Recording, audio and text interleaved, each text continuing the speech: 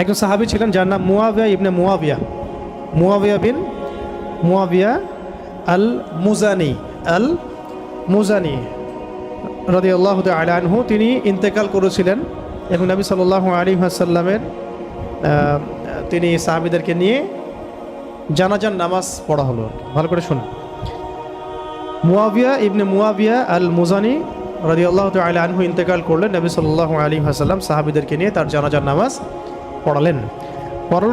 পড়ানোর পরে নবী সাল্লাল্লাহু আলাইহি ওয়াসাল্লামের কাছে জিবরাইল আলাইহিস সালাম আগমন করলেন এবং তাকে জানিয়ে দেওয়া হলো ওয়াহির মাধ্যমে যে এই সাহাবীর জানাজায় আমি জিবরাইল আলাইহিস সালাম বলছেন 70,000 ফেরেশতা সহ আমি উপস্থিত হয়েছিলাম।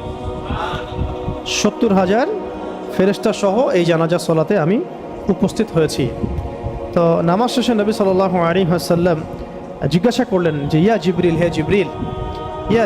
হে জিবরিল বিমা বালাগা মুআবিয়া ইবনে মুআবিয়া হাযিহিল মানজিলা।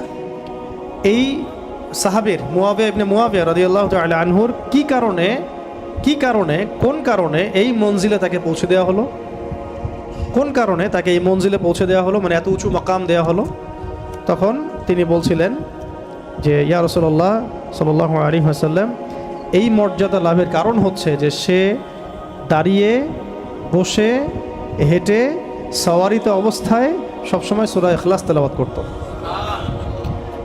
এই মর্যাদার কারণ হচ্ছে সে দাঁড়িয়ে, বসে, হেঁটে হেঁটে, সওয়ারিতে, মানে সার্বক্ষণিক তার আমলে ছিল, খুসুসি আমল ছিল সূরা ইখলাসের বেশি বেশি তেলাওয়াত।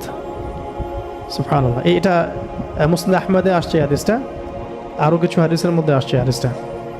তো আল্লাহ পাক আমাদের সবাইকে এই সূরার প্রতি বেশি বেশি আমল করার তৌফিক দান করেন। অনেকগুলো ফজিলত পেলাম, তাহলে ফজিলতগুলোর মধ্যে এগুলো সব অথেন্টিক, এগুলো নিয়ে কোনো ইনশাআল্লাহ সন্দেহের কিছু নাই। কিছু কিছু বইয়ের মধ্যে দেখা যায় যে 400 পড়লে, 1000 পড়লে কিছু কিছু আমল দেয়া আছে, এগুলো সনদগুলো সহি না এবং এগুলো দুর্বলতা আছে। তো ওইগুলো আমরা এখানে আলোচনা আনলাম না। মূল যে বিষয়গুলো সেগুলো বললাম যে এই সূরা প্রথমত রাতের বেলা পড়তে হবে, মানে আমরা পড়বো ইনশাল্লাহ। তারপরে সূরা ফালাক, নাস, ইখলাস, এটা তো সকাল সন্ধ্যায়, আবার ঘুমানোর সময়ও। ঠিক আছে, এটা গেল 3টা আমল। আরেকটা হলো অন্তত পক্ষে 10 বার দিনে, 10 বার তো পড়াই যায়। নিজের উপর এটা কিন্তু আমল হিসাবে নিয়ে নেওয়া যায়। আমি 10 বার পড়বো সারাদিনে। হ্যাঁ, একটা অট্টালিকা 10 বার পড়লে একটা প্রাসাদ, জান্নাতে একটা প্রাসাদ। 20 বার পড়লে 2টা, 30 বার পড়লে 3টা। যত বেশি পড়বে তত বেশি। সবচেয়ে বড় কথা, এই সূরার মধ্যে আল্লাহ পাকের তাওহীদ আছে এবং এই তাওহীদকে যে ভালোবাসবে আল্লাহ তাকে ভালোবাসবেন। এই সূরাকে যে মহব্বত করবে আল্লাহ তাকে মহব্বত করবেন। এই সূরাকে যে ব্যক্তি তাওহীদের কারণে মহব্বত করে, আল্লাহ পাকের জাত এবং সিফাতের কারণে মহব্বত করে, আল্লাহ পাক তাকে জান্নাতে প্রবেশ করাবেন। তো এখানে সবচেয়ে মূল কথাটা হচ্ছে আল্লাহ পাকের তাওহীদ। এই তাওহীদ কি, তাওহীদ কত প্রকার, তাওহীদের প্রকারভেদগুলো কি কি, তাওহীদের বিপরীত কি, শিরক কত প্রকার, ঠিক আছে, কি কেন, এর ক্লাসিফিকেশনগুলো, এইগুলো ইনশাআল্লাহ আমরা আগামী দার্সে জানবো। ঠিক আছে, আজকে এই পর্যন্ত থাক। আগামী দার্সে সবাইকে আসার আমন্ত্রণ জানাচ্ছি।